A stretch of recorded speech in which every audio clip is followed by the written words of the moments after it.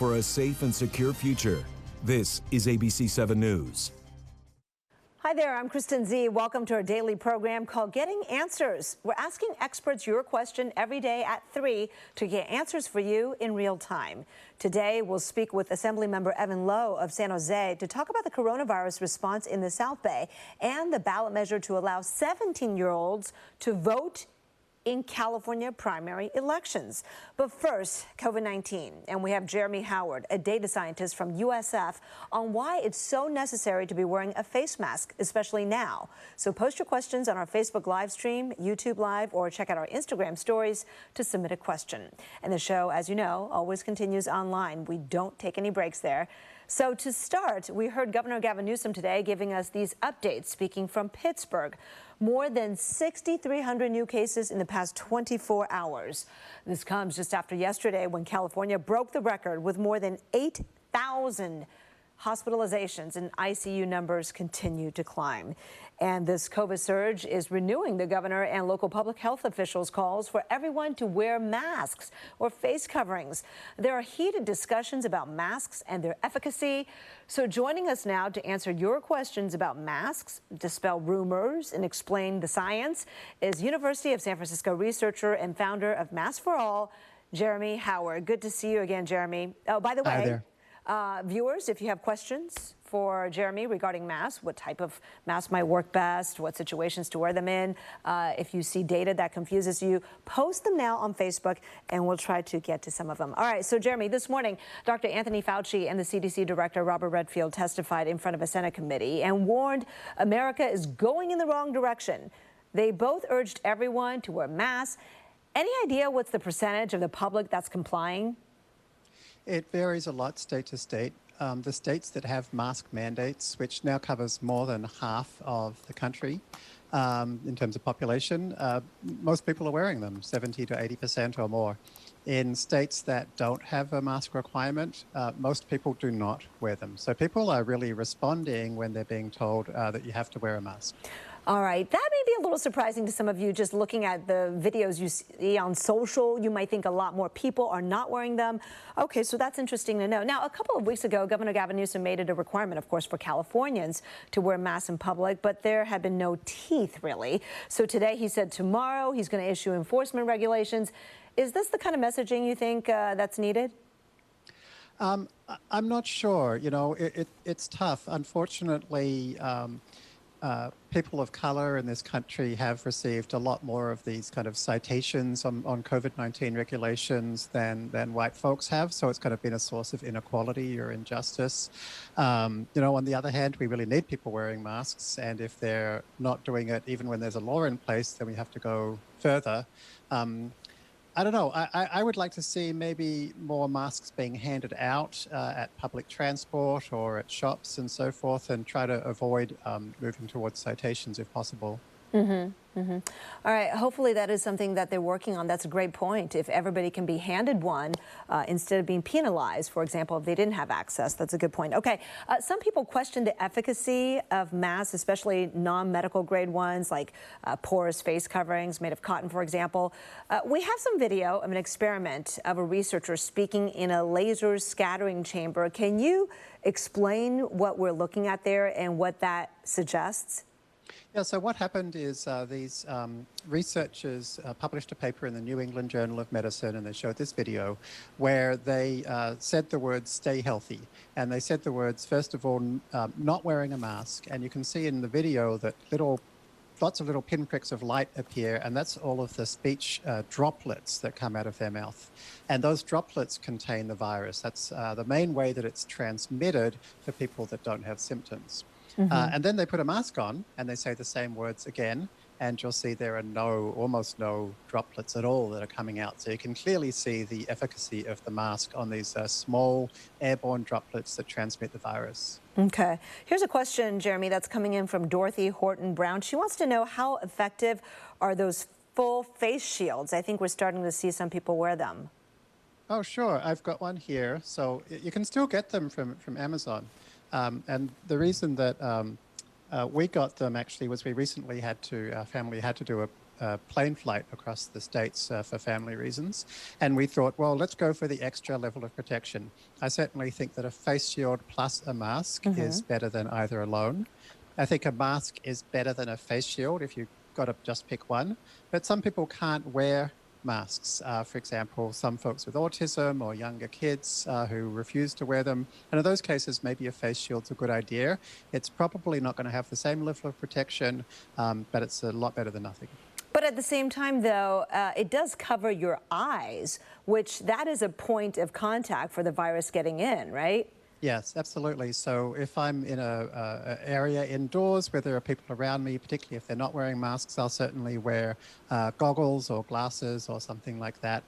It is important to cover your eyes if there are people within 6 feet of you, particularly if they're not wearing masks. Okay, Marie Doty has a question. How often should you wash them? I assume she means the cotton ones. And I've had people ask me, well, is it actually worse to wear one if you're not able to wash it all the time because it's just getting, you know, dirtier and dirtier, and maybe the virus or the germs, whatever, are on the outside, and then you put them on again and you touch your face. So what do you think? How often do they need to be washed? So look, don't worry, it's not going to be worse, that's for sure. The virus doesn't really transmit through surfaces very well, particularly through cloth. So I don't think that's a really big issue. You should wash it just like you wash your underpants or your socks, anything that's close to your body. So wash it each day. And so it's good to have a second one just so you've got one spare. All right, here's another question coming in from Brian Tamayo. He wants to know, the best face masks to use seem to be the washable types with a filter and a removable vent. Are those ideal, you think? You don't want one with, if by vent he means a valve, then certainly not one with a valve, because that lets the air straight out, and that's bad for the people around you. The very best ones, if you've got them, we've still got them from the fire season, are those P100 respirators that a lot of us got to avoid the smoke from the fires. That's the best protection you can get. Nowadays, you can increasingly find online KN95 respirators, so that's the Chinese standard. So there's a lot of sites you can now buy them from. That's kind of the next best. And then, yeah, for a more of a cloth mask, I think a cotton mask with a pocket that you can put a piece of paper towel into would be my next best option. All right, and we've done that before, where in 1 or 2 minutes we can make one of those very easily and kind of MacGyver it. I'm going to ask my producer how much time before we take a break here.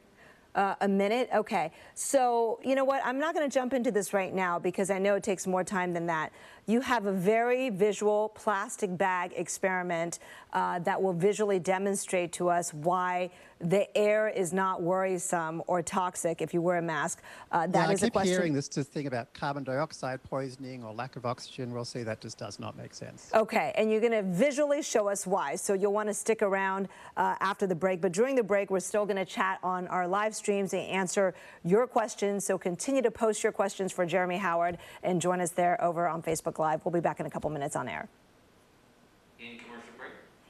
All right. Yeah, in fact, we'll get to that when we come back, the plastic bag. But for now, I want to ask you, you pointed out a study that was very interesting, that if everybody wore their masks, there actually could be a huge benefit to our economy.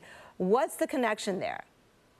So basically, it turns out that in jurisdictions where people wear masks, the transmission rates are dramatically lower, like 10 times lower. And so at the moment, a lot of places are using lockdowns or economic slowdowns to slow the transmission of the virus and are not using masks. And so that seemed kind of crazy. So Goldman Sachs did this study where they said, well, you know, it seems like masks might be even more effective than lockdowns. Obviously, the two together would be the best of all in terms of slowing the transmission. So they said, what if these places that have lockdowns and no masks instead had masks and no lockdowns? And they found that that could add additional $1 trillion to the economy from now. Now, if you get $1 trillion into the economy, does that in itself have the effect of saving lives? Yeah, so that doesn't even include the lives saved. So it would be, they modeled it as being $1 trillion in terms of additional direct economic benefit. And then, of course, you would also save. So another similar study recently found that the mask requirements already in the US have saved something like 300,000 lives. So Okay. we would imagine we'd be able to save a lot more. All right. You scientist types talk a lot about the R naught number. It looks like R0, and I think a lot of people still don't understand that. Can you, in 25 seconds, explain that concept and where we are now? Sure. So probably best just to talk about R rather than R0 because it's a slightly more general concept. But basically, that's the number of people on average that one infected person will infect. And if that is less than 1, then gradually the virus will die out. If it's greater than 1, gradually the virus will get worse and worse. All right. We're coming back on air, so hang on. And we are back with USF data scientist Jeremy Howard, also founder of Masks for All. As you can guess from the name, yes, he's been advocating mask wearing by everyone since the beginning, since back when the CDC was saying no need. It doesn't work very well anyway for most people. We want to get into whether the air you breathe in is somehow compromised if you're wearing a mask. Lisa Stevenson Madero asks, actually she has a comment. She says wearing a mask is a joke because it lowers your oxygen level. This is not a criticism, but I've heard people say that. So show us visually, if you can, whether that's true or not. Yeah, sure. So when I breathe in, I'm breathing in a mixture of various gases, including carbon dioxide and oxygen. Generally, the oxygen level's around about 21% of what I breathe in. And then when I breathe out, I'm breathing out less oxygen because some of it's being absorbed into my bloodstream. So the concern is that if I put a mask on, then between my mouth and the mask, I am exhaling less, a lower oxygen level in that air. And so then if I breathe it back in again, I'm breathing back in a lower oxygen level. So that's not actually what happens, and I'll show you why. If I put this mask on,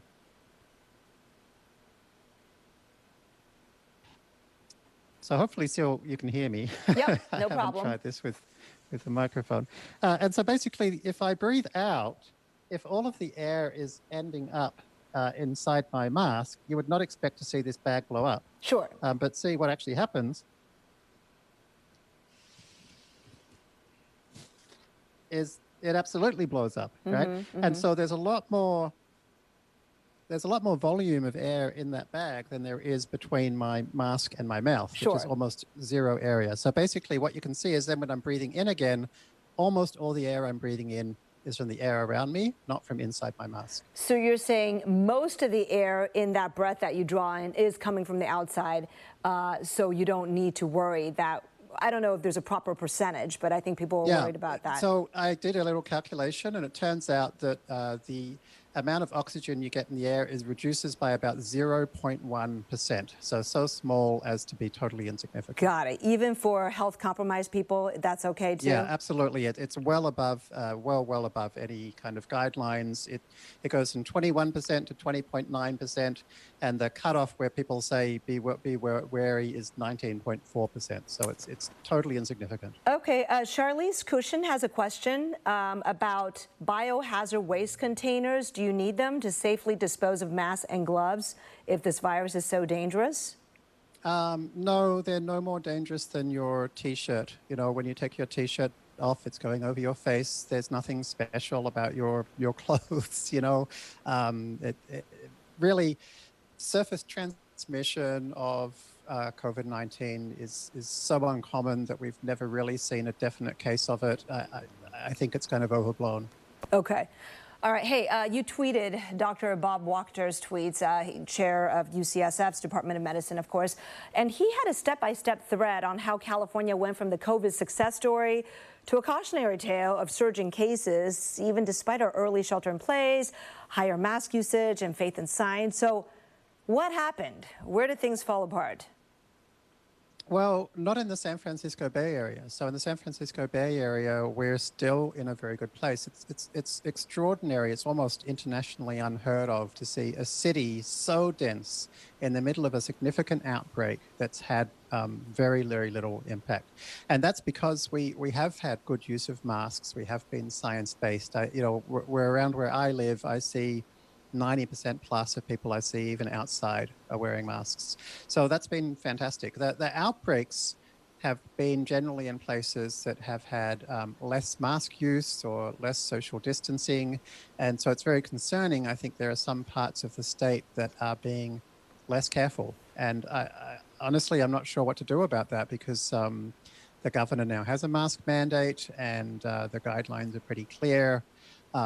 It's really concerning. People have to lift their game, particularly in places outside of the San Francisco Bay Area where there's some really troublesome outbreaks. Has there been any study that can sort of conclude whether not wearing masks is really more of a, just being careless or lazy, or if it's truly a political statement? Well, what we can see from the surveys is that the vast majority of Americans want everybody wearing a mask. There are more Democrat voters than Republicans saying that, but it's still the vast majority of Republicans. It's like 99% of Democrats and over 80% of Republican voters.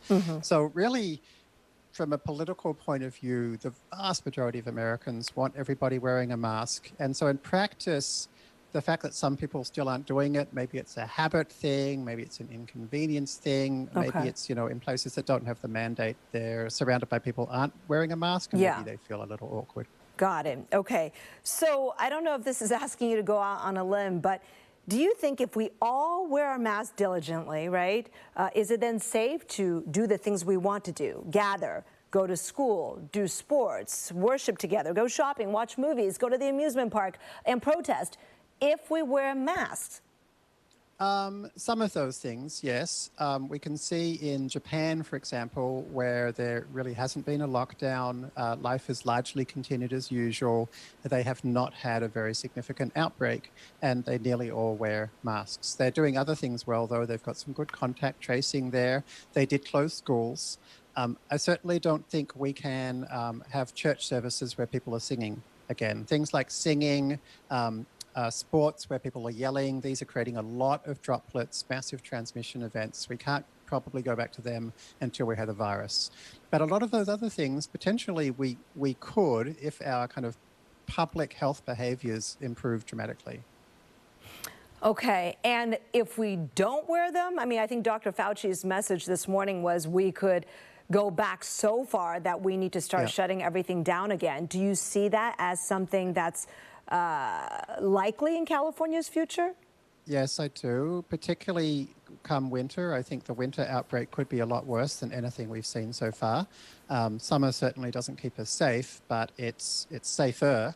The transmission rate in winter will be higher. And so if we haven't largely eliminated the virus by then, and if we don't have great behaviors around masks and distancing by then, things could be worse than we've ever seen before. Can you go into a little more depth about why that is? Sure. So what happens during winter is the humidity and the temperature are both such that the virus stays in the air for longer. So the droplets actually hang around for longer. There's a higher level of transmission, and the temperature is such that it survives for longer. So you get a higher R, you get a higher reproduction number, and so therefore you see that the pandemic will grow dramatically more quickly. So everything we're seeing now is kind of actually the best case. And so things could get a lot worse unless people are very diligent about wearing masks and staying at least 6 feet away from others, and do as much as possible outdoors. Outdoors is at least 20 times safer than indoors. All right. So, Jeremy, your message is socially distance, stay outdoors, and wear your mask wherever you go. Exactly right. All right. And don't yell and don't sing. Don't yell and don't sing unless it's in the shower by yourself, right. In which case it's okay. All right, Jeremy Howard, always great talking with you. Data scientist, and data is what we all need to digest right now as we fight this battle against COVID-19. Thanks again. My pleasure. All right, folks, we're going to take a short break on the air, but the conversation continues on our live streams, including abc7news.com right now. When we come back, we'll have State Assemblyman Evan Lowe of the South Bay on the coronavirus response in the South Bay and why he believes you should vote to support affirmative action in November, and why 17-year-olds should get the right to vote. In break. All right, folks, thanks for joining the conversation today here on Facebook. Good to see you again. Good to see you. Good to see you. Always informative to have Jeremy Howard with us. And I still remember the time when he taught me how to make a face covering in 2 minutes flat. Maybe it was 1 minute, but it's up there on our ABC7 page if you want to check it out. Very easy to do. If I can do it, you can do it. I'm going to check in with my producer, Andrew. Andrew, how much time for? 5.5 minutes, okay.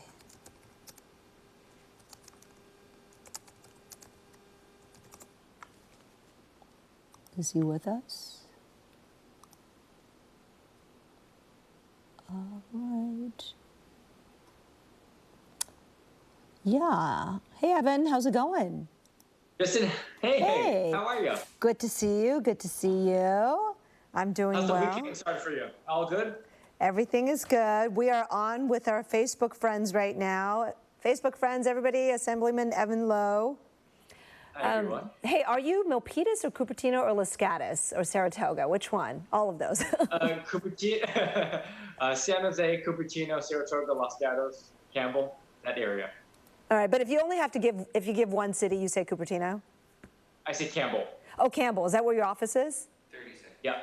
Got it. All right, hang on tight. We have 20 seconds before we come back on air.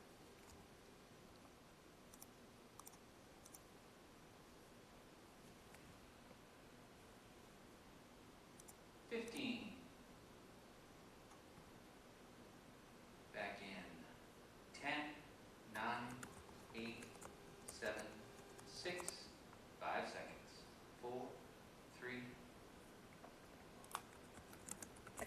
Hi there, we're back and joined by California Assembly Member Evan Lowe, who represents parts of Campbell, San Jose, Los Gatos, Cupertino, Saratoga, that whole area of the Silicon Valley. Thank you so much for joining us today, Assemblyman.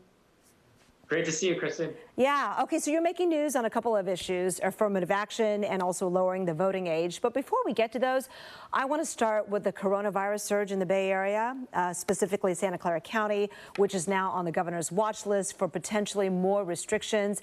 You had, I think, over 4,100 cases total now, 178 new cases just yesterday. What is your office doing as far as its response and how you're pushing the state to assist in this matter? Yeah, well, this is having an impact on individuals in real time. And as you can imagine, there is a flurry of information from a wide variety of different sources. And so when the state makes a decision of a specific direction, every day that might change, what does the impact mean to us in Santa Clara County? How might that be distinct from neighboring San Mateo County or Alameda County? And so we help to provide information in real time. And frankly, a lot of the challenges that people are dealing with is with respect to information on getting unemployment assistance, on EED, or even on the DMV, to which they might have the small check, but they don't feel safe or comfortable yet. Or when are we going to open up, and is there a pathway to open up for various industries? That's the conversation that we've been having on a day-to-day, if not hourly basis. Well, so people want to know, is more state help coming? Well, it depends on what county individuals are living in, but let's be very clear. This is based on facts and data, and this is not just, by the way, just in the Bay Area or in California, but we're seeing this return in many places throughout the nation. And so that's why we urge caution to be able to figure out that how do we make sure that we open up safely, but based on data, science, and facts. All right. I want to switch now to getting young people engaged in the civic process. Of course, this bill, Assembly Constitutional Amendment 4, that you were a part of, would allow 17-year-olds to vote in the primary if they turn 18 by the general election. Talk to me about why this push. I mean, I know attempts have been made before. This is the sixth try, in fact. What's different this time, and why do you think people should go for it?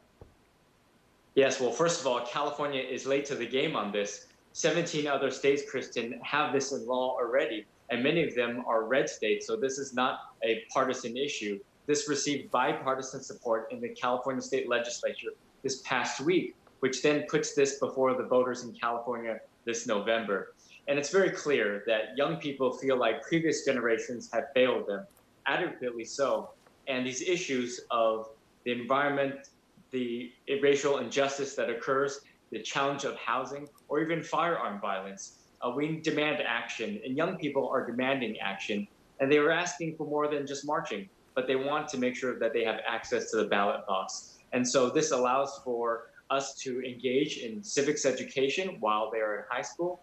And imagine to see candidates and elected officials going to high school campuses talking about issues relevant to young people. And that's what the conversation is about. What would you say to folks who say, hey, this may be just an attempt by those politicians who are more liberal to gain an advantage, since young people generally are aligned with a more progressive side?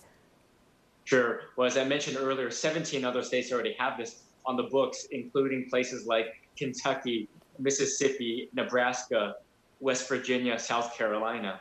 In addition, this is about understanding civics education and democracy. What is the definition of active citizenry, and reinvesting in saying, how do we hold our elected representatives accountable, and understanding the system. So again, this is not a partisan issue. This is about empowering young people to put this protest energy into electoral energy. All right, we have less than a minute, but I want to talk real quickly about ACA 5, affirmative action. People will get to vote in November to overturn Prop 209, which banned it. You know, you supported it. And also your caucus, you're part of the Asian Pacific Islander Legislative Caucus, supported it as well. What do you say to your constituents, and it's not all your constituents, but some, fear that there could be a negative harm done to the Asian Pacific Islander community who may, quote unquote, lose slots at universities as a result?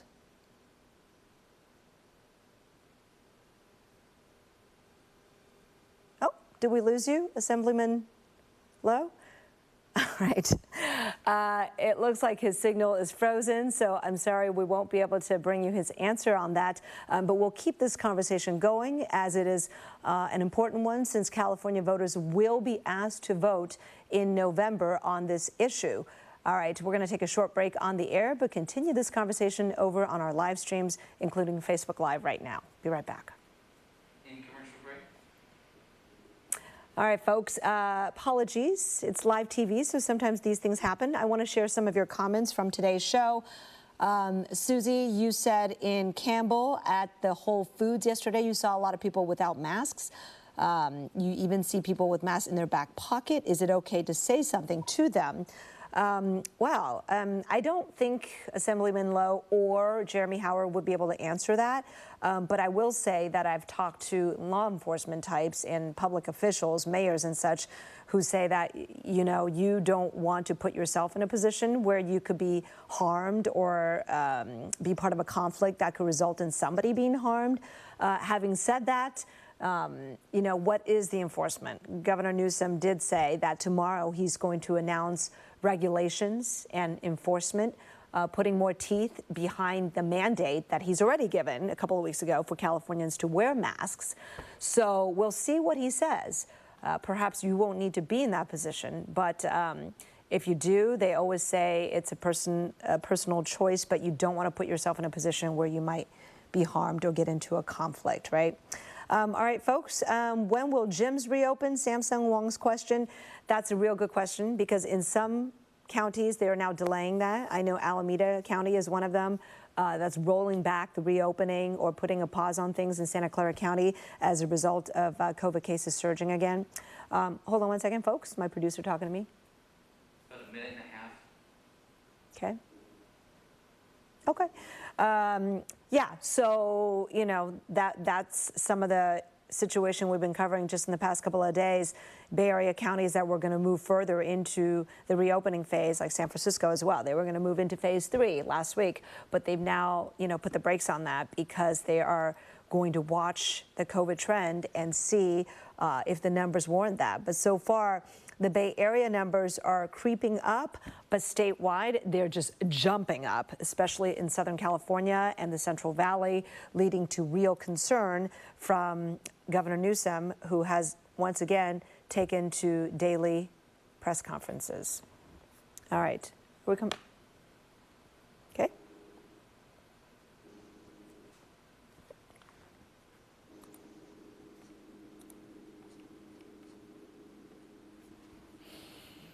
All right. welcome back. Thank you so much for joining us today on this interactive show, Getting Answers. Today, we got a lot of answers. We learned how critical it is to wear your face mask, given record rises in COVID-19 cases here in the state. Data scientist Jeremy Howard said mask requirements have saved about 300,000 U.S. lives so far. And we just heard from California Assemblymember Evan Lowe from the South Bay on his support for allowing 17-year-olds to vote in state primary elections if they turn 18 before the general. Bye-bye. All right, Facebook friends, thank you once again for joining me 3 to 3:30 every day, every weekday. I'll see you back here tomorrow.